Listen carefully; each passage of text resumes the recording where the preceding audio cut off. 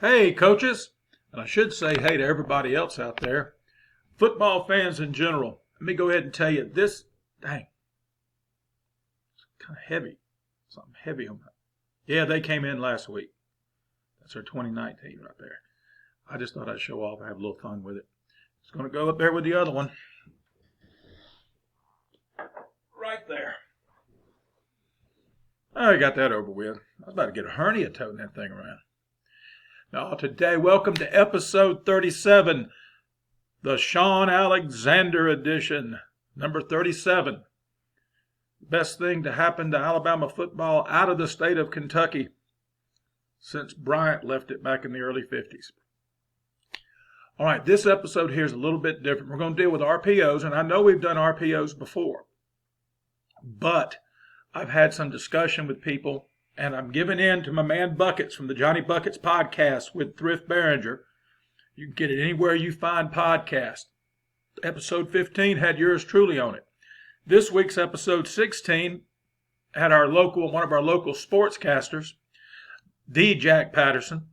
And you know who he is, over 2.5 million views of a video clip after the Alabama-LSU game this past November with...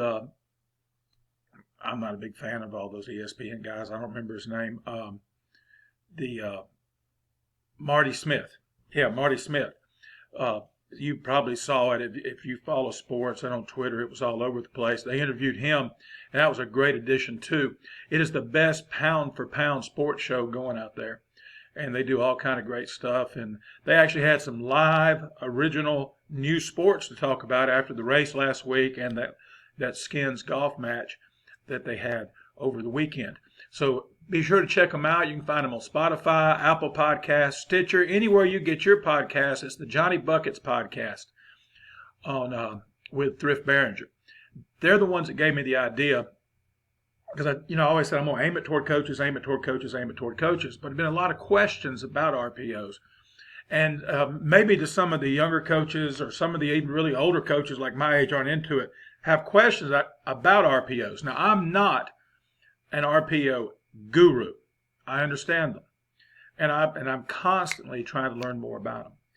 But today we're going to talk about that aspect of the game. Also, our friends over at Johnny's New York Style Pizza. Ben Hamilton and his crew over there grew up loving pizza, and now they turned their passion into a business. And it's in West Point, Georgia, historic downtown West Point, just about 2 or 3 miles off I-85, either West Point exit, the Lynette exit on the Alabama side of the Chattahoochee, or the West Point exit on the Georgia side of the Chattahoochee, will take you to Johnny's New York Style Pizza. And they've got their dining room open, and I'm sure it's socially distant as we speak. This is toward the end of May. And I know some of y'all may be hearing this 10 years from now and say, what is he talking about, social distance? Well, there was this thing back in 2020. Ask your parents. And then also, Tammy Pierce Realtor in Pine Mountain, Georgia. Live, play, love. And give her a call if you want to buy any property in West Georgia. That's Tammy Pierce Realty. All you got to do is come to Pine Mountain and say, hey, where's Miss Tammy? They'll take you right there to her. Well, that's our sponsors. Now let's talk about RPOs. And one of the problems I have with them is this. I watch very little NFL until December because we're usually, coaches meet on Sunday afternoons. Most coaches do, especially here in the South. And that's one of the reasons why a lot of your Southern high school football coaches aren't big fans of the NFL. It's not that we don't like the NFL. It's just kind of hard to watch the NFL when you're breaking down film with your coaching staff and game planning for next Friday's game. And then, you come in from, your coaches meeting and you got Sunday night football, but you got to talk to your family every now and then during football season. And then Monday night football, and you say, again, you've been gone all day. You get in 7 to 8 o'clock at night. So pro football, at least in my house and in my career, has not been that big a deal. So when I do watch it, it's usually December and the playoffs, and it's good football. I enjoy watching it. It's just a matter of fitting in the schedule. But these announcers, and I'm not going to call anybody by name, but some of them should know better. And they were football people. Now I know when they played, some of them are my age, and when they played, there was no RPO. Okay, you know, as some of our friends say, RPO back in the day stood for run power often. Okay, but it means run pass option, and they run a play action pass. Okay, and the entire offensive line is pass blocking. Not a single joker is run blocking.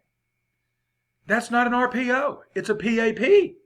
Play, action, pass. In other words, a play designed to look like a run, give a run action, and then you throw it. And then some of you coaches right now are going, oh, I'm turning this mess off. Well, you know, it's up to you.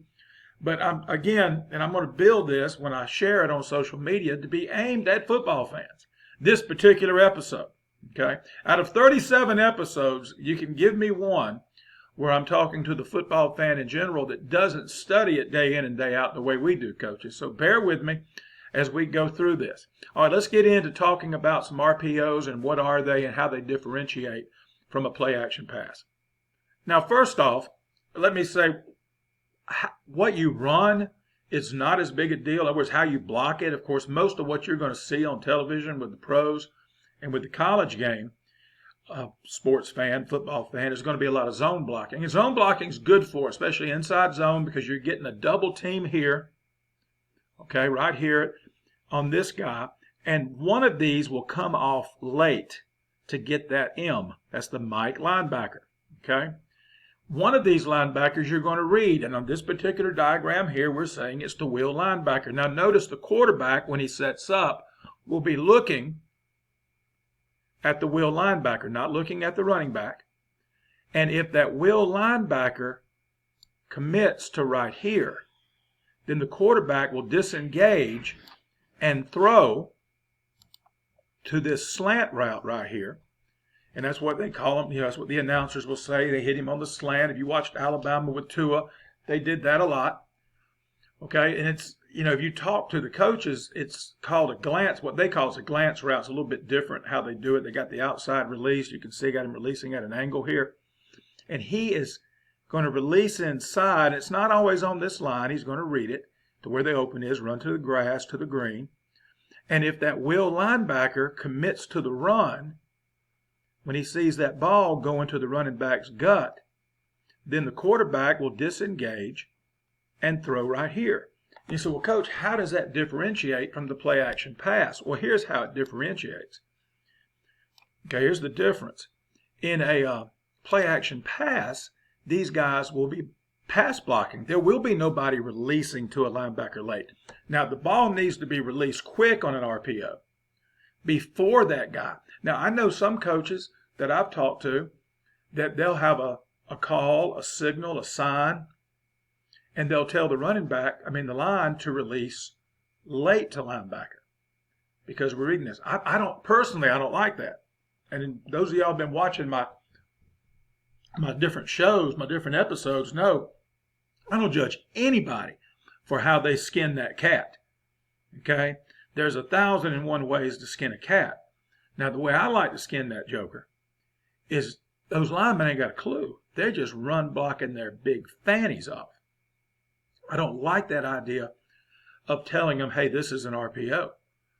Okay, you know, we did it all last year, and right through the 14th game in the state championship, I don't think our line ever knew. Okay, and I would tell the quarterback, I said, dude, make sure you're getting rid of that sucker now because we're going to linebacker. You know, in some weeks I'd know we would get to the linebacker a little quicker based on what the defense was doing, and I'd say, hey, bud, you know, we'll be releasing those linebackers. You know, remember now, that thing ain't there and you keep it. You better run or we're going to get a man down field call. He didn't always, and we didn't get many men down field calls. They just don't call it very often, but I'm real paranoid about it being called. And so on an RPO, if the quarterback holds the ball too long, you'll get that man downfield, okay, and you can get that call. On a play action pass, nobody is releasing downfield on the line. They're pass blocking. They're going to be aggressive pass blocking. So right here, this guy, instead of releasing the linebacker, if it was a true play action pass, what you would get is maybe these guys double teaming this nose with eyes on the backer, and if the backer comes, that center would come off and get him. Okay? And so that would be the difference between a play action pass. So and they're hard to see now, and I don't have the best eyes. I see slow. I have to look back on a replay. I watch games all the time trying to learn stuff. I've been watching, this whole Corona hiatus we've been on. I've been really studying a lot of film. I get on the YouTube and find things and find teams that I know do it. And I have to rewind it and say, was that an RPO? Was that an RPO? And you could tell by the blocking. That's how you can tell. Are they releasing people downfield at some point? Okay? And that's one way of knowing. All right, let's look at another one. Okay, let's look at this one. It's the same one, but it's the other way. And notice again, we got the zone blocking going right here. This guy here, they'll probably get a double team on that 3. Again, I didn't draw these up for the blocking. I drew them up so you can see the RPO. If you look at, this is another backside RPO right here. And again, we're reading the wheel. I got him highlighted in blue. I got the main RPO guy highlighted in blue, so you can see he's running that glance route. That's a 4-step glance. I was talking to the pass game coordinator at the U at Miami a couple of weeks ago, and they run a 5-step glance. And then I've looked into it, and some NFL teams are running glances, and they're running 6, 8-step glances. They don't have to be even numbers. It depends on which foot you line up with, back or up. If you're going to do even cuts, even numbered steps and cuts to the inside, then your inside foot needs to be back, and vice versa. And over here, this is what I call an under route. You say, well, what is he there for? If this dog, outside backer, carries that guy, because remember now, the quarterback's not looking at the dog. He's looking just at the wheel. He's not looking at the running back. The running back's fitting it up. Those of you that are my age, a little younger, a little older, when we grew up playing triple option football, that's what this is. It's triple option football, but the pitch, it's not a triple option, but it's option football. And the pitch is downfield. So think of it in that way right there. So he's reading the wheel. So that's all he's looking at. All right, so let's say the wheel commits, and he disconnects from the tailback, and as he goes to throw it, this guy is in the way. And remember, he doesn't have much time, because you got guys going to be going downfield, you got guys going to be coming off blocks, because they're not pass blocking, they're run blocking. Then this guy is his little safety outlet right here. Okay, because unless they're just up in here pressing, and even if they're pressing, if they're up tight, that's why we've got him doing an outside release. So when he does that outside release, the corner doesn't want to get beat deep, and he'll flip those hips and turn his booty to the ball. And then you come back underneath, and you'll be open even against the best corner for a little bit. Okay, because he'll recover. The real good ones will recover. So that's why we do that. Now, back over here on this side. All right. And there's, I don't argue with anybody about this. To me, this is part of the RPO. It's pre-snap. A lot of coaches call it an access throw, a gift throw, whatever you want to call it.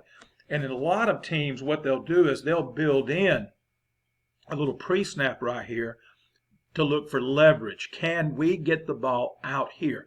Now, here's the reason why it wouldn't be an RPO. If the quarterback looks out here and this linebacker is way in here where he can fall in, if that play, remember, if it's a zone, it could hit out here. If that guy can fall in and make the play, that S linebacker right there, if he can fall in and make that play, that means he can't defend this quick pass right here, what we used to call back in the day the stand pass. He just stands up. And the quarterback won't even fake the run. He'll just raise up. If he's got leverage, he'll just raise up and throw that joker out here to this wide receiver. The H, every time, he doesn't wait to see. He's going to release right here and try to get out there and block for him. And then you got a 2-on-1 situation. Say, well, then why do you do anything else? Well, sooner or later, if you come out and you start the game doing this, and this guy is in here being nosy, wanting to help out and fall in on the run, he's going to have to widen out some. And once he does that, now he's softened up your box in here where you can now run the football against a more friendly box. Okay? That's part of the reason for running the RPO. It's not to be cute. It's part of the reason for running access throws. It's not to be cute and just do something, new and sexy that a lot of coaches don't like it because that's what they think's going on. It's to give you the box you want to run. See, I'm old school. I want to run the football. Okay, but defenses are really good. Defensive coordinators are really good. They're going to figure out ways. They know you want to run the football. 90% of offensive coaches, even today with this air raid style, everybody thinks Chip Kelly out at UCLA when he was at Oregon was pass happy. No, he wasn't. He threw the ball to set up his run. He wanted to run the football. He was an old triple option guy from back in the day. He wanted to run the football. Okay? But defenses can keep you from doing what you want to do. So this is like a proactive way. Instead of me reacting to what you're doing, I'm going to try to manipulate you and put players in conflict to where I can run the football more effectively. All right, let's look at some different kinds. Now, I really enjoy the play side RPO. What you were looking at a while ago, the last couple were backside RPOs. Remember, we were reading the will right here, this will backer. And I enjoy the frontside RPO. And it doesn't, and I got it drawn up here with the gap scheme, the buck scheme. What you'll see on TV when teams do this, you'll see outside zone. Sometimes you'll think it's buck because it's pin and pull. It's okay. It's irrelevant to our conversation here. I'm just telling you what you're looking at. It doesn't have to be blocked this way. It can be blocked with a gap scheme. It can be blocked with a zone scheme. It can be blocked pin and pull, which I was visiting with a coach the other day, and he said pin and pull is really not a zone scheme in his way of thinking. And this is a college coach now. It's an OC at a D1. He said that to him it was a man. He said once you do pin and pull, he said it's no longer outside zone. It's become a man scheme. But that means a man's got a man. Now, that's old school football right there. That's the way we did it in the 70s. All right, so on this particular one right here, we're going to put this player, I got him shaded in blue, we're going to put him in conflict. And down in South Alabama, we said we're going to put him in a bind. Okay? And if he comes up to play the sweep or the run right here, then you're going to disconnect because he's come up. This quarterback's going to disconnect. Now notice now his feet aren't turned. He's looking down the field. So he'll have his head looking out there at that outside backer. That's all he's looking at. He's not looking at the defensive end. He's not looking at the corner. He's not looking at the wheel on the backside. This is now a front side. By the way, front side means to the side the play is going to. Backside means to the side away from the play.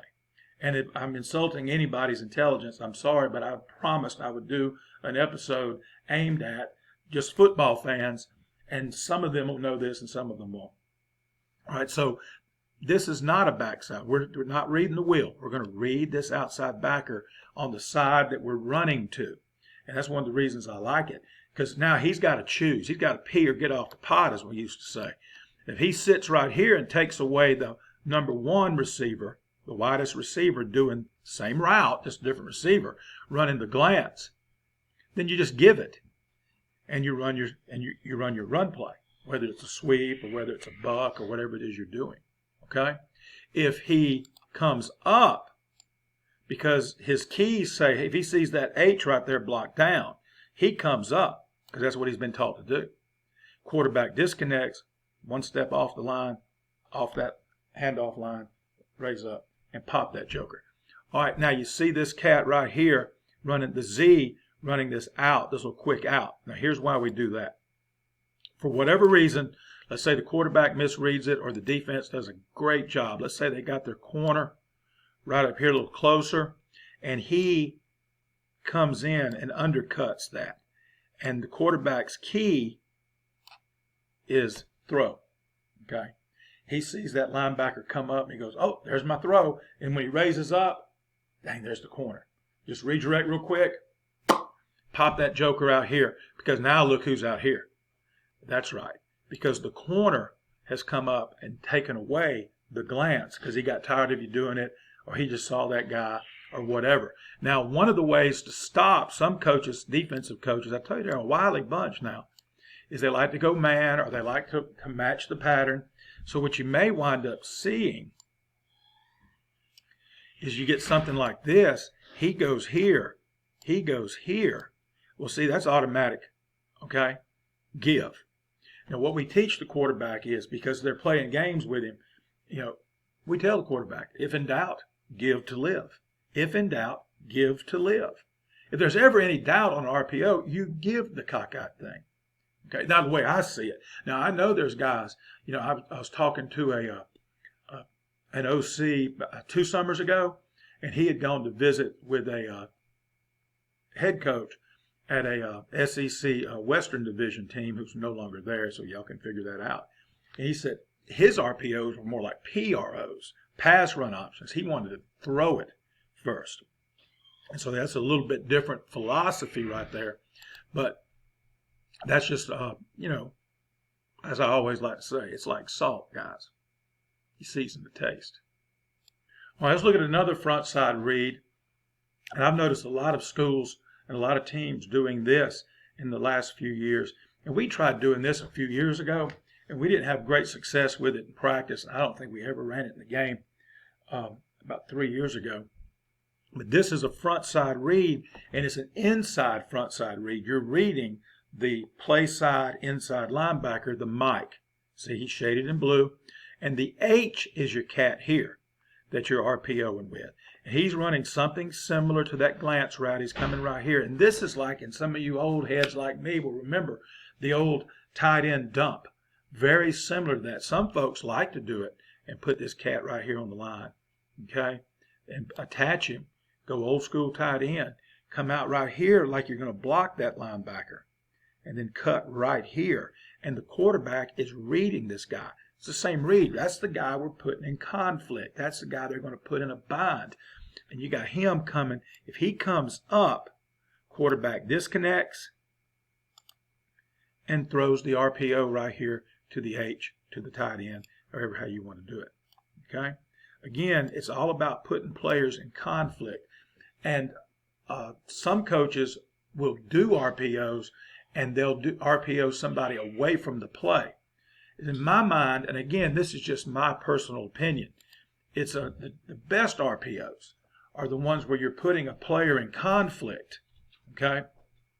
You're putting a player in conflict that has some type of run responsibility, okay? And if he picks to support run, then that leaves your RPO route open.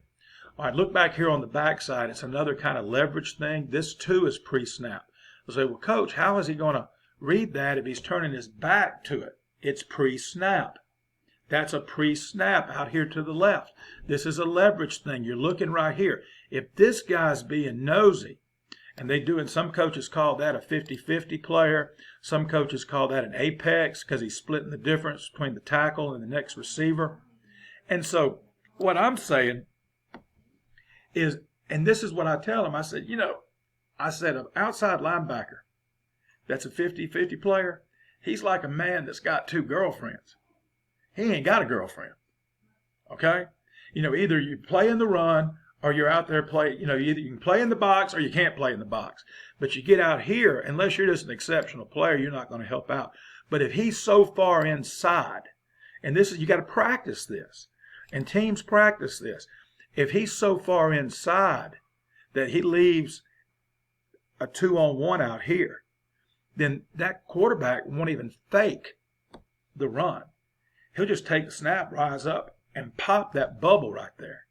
And now sometimes you can run the bubble as a true RPO. Gus Malzahn and Auburn have done a lot of that, where they come, the quarterback, and you're reading 2 players. But this is a pre-snap leverage. Do you have leverage? Can you leverage this outside backer by getting a 2-on-1 right there? And so this is 3 plays in 1. You got your pre-snap leverage out here to the left, okay? And then you got your post-snap read right here on the mic. And you're either going to give it or you're going to throw it right here. So it is kind of triple option football. All right, so let's look at another kind of RPO. And let's move me over here, follow the bouncing coach Chip. And we're going to do a third level RPO. All right, you got second level, which was when we read the wheel. We read this outside backer, and we read this mic. That's second level, real quick. And I know most of you know this. Remember, I'm catering this to people who are maybe fans, but not as well versed in some of the terminology we coaches use. The D line is your first level. Your linebackers are your second level. And your DBs, in this case, your corner, your safety, your free safety, that's why he's an F, and your corner. Those are third level. You got 3 levels of defense. All right, so the RPOs we already looked at have been second level RPOs. We were reading linebackers, okay? Now let's look at one, and this is getting on up there, and you'll see more of this on Saturdays and on Sundays. And you'll see these, and you can do these a lot of times with less mobile quarterbacks. Some people think you got to be mobile to run RPOs. No, you don't. You know, you can be a friggin' statue and run most RPOs. Now, the one I'm about to show you here, you need a mobile quarterback. Or we're going to block it just like we blocked it a while ago on that frontside RPO with the sweep. We're going to fake to the tailback right here. And the quarterback knows he's faking to him. So the tailback's going to do most of the faking. Okay? Because he's eyeballing the safety. That's our read guy. Because this team here, we know by film study or by, first, second, third quarter of the game, and now it's the fourth quarter, and I got a mobile quarterback. I got a kid, like Hurts or somebody like that. And I'm going to fake it right here to hold this linebacker. Okay? And then I'm going to come flat right here reading this safety. And if this safety gets a run key, and if he's supporting run, he's reading something on the front that tells him to trigger, to spin down, to come down and help on the run. Okay? So if they've been doing that, we may call this one. Okay?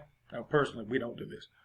But this is higher order RPO stuff, I believe. If he comes down, the quarterback just stop right here, boom, and throw it right there. And that's money, Hoss. That is money.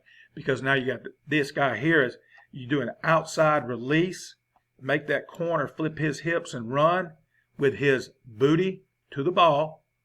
And if that safety steps down like this, and you really probably want to do this to the wide side of the field and create space. And this is good. You can do this against 2 safeties. Against teams, this guy here can be dropped back like a 4-2-5 kind of thing. But this is really good stuff. This third level RPO stuff, and it's fun to watch it.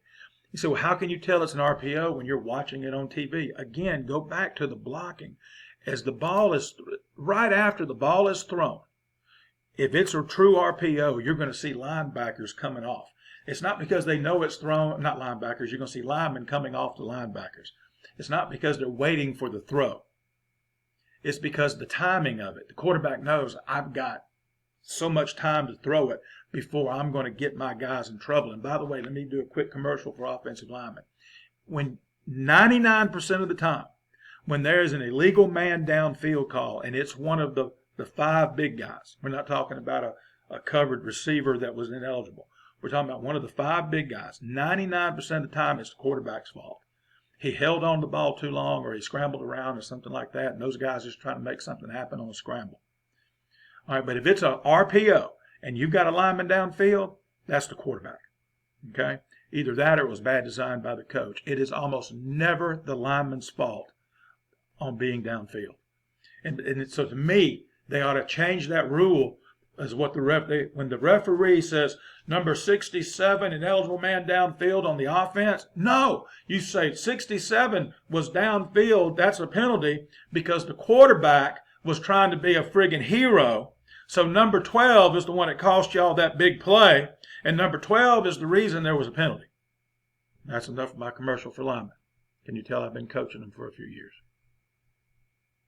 All right, we're about 30 minutes in. I got one more to give you, and don't feel bad if you've paused it and come back to it. That's okay. But I wanted to get all these in. This one is one you see a lot of teams running now, and I call it a slide screen. And this is the one where you hear people yelling at the TV, that's illegal, it's a pick, it's a pick. There is no pick or screen call, okay? If the ball is caught behind the line of scrimmage, okay? There is no pick. You know, this guy can come in here, Y can come in here and just waylay this outside backer if Z catches the ball behind the line. It's the same as any other screen. It just doesn't look like a screen. All right, now watch this. This one here. All right, this is a sweep left action, okay? Sweep left action, and he's reading multiple guys. This is really higher order thinking RPOs. And this quarterback here that can do this is really special. You know, this is the kind of stuff our number 4 at Lynette could do, okay? Now, he's going to take the ball, stick it out in front of him. Running back's going to mesh up over it. He's reading the DN. If that DN runs upfield or just sits, he's giving it, there is no RPO. It's a run. We're running sweep. All right. If that D end comes down at all, because he's taught when he gets this down block that he squeezes, now he cannot tackle the quarterback. Now, you can't run this with a statue quarterback. Tom Brady is not going to run this one, okay? Again, this is a Jalen Hurts, Lamar Jackson kind of RPO. This kind of stuff you might see the Ravens do. I don't know if they do it, but if I had Lamar Jackson, by God, I'd use him. So if he steps down, quarterback's taught, he can't tackle me. He's going to, and instead of doing it right here like that, he's going to roll out. Now I got him. Because now this is the cat he's putting in conflict. What you going to do, homie? You're going to come to me? And if you come to me right here, I'm just going to flip it to my Z, and we got a screen right here. And remember, my Z is behind the line. So these blocks are legal.